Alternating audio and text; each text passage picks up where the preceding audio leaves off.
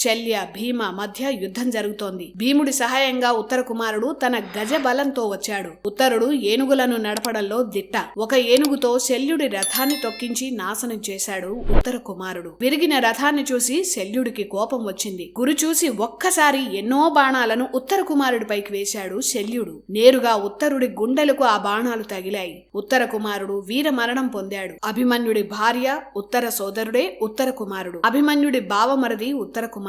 అలా యుద్ధం మొదటి రోజే వీరమరణం పొందాడు. ఈలోపు శల్యుడికి తోడుగా భీష్ముడు సేనలతో వచ్చేశాడు. ఉత్తర కుమారుడి మరణం చూసిన అర్జునుడు అక్కడికి వచ్చిన భీష్ముడితో యుద్ధానికి దిగాడు. అప్పటికి సరిగ్గా అపహరణమైంది. అపహరణం అంటే ఇప్పటి లెక్క ప్రకారం మధ్యాహ్నం 3 గంటల సమయానికి అటు ఇటు. మొదటి రోజు యుద్ధంలో అప్పటి వరకు భీష్ముడి ఆధ్వర్యంలోనే కౌరవ సేన ఆధిపత్యం ప్రదర్శించింది. భీష్ముడి దాటికి పాండవులకు ఏం చేయాలో కూడా అర్థం కాలేదు. అప్పటికి సమయం సాయంత్రం కావస్తోంది.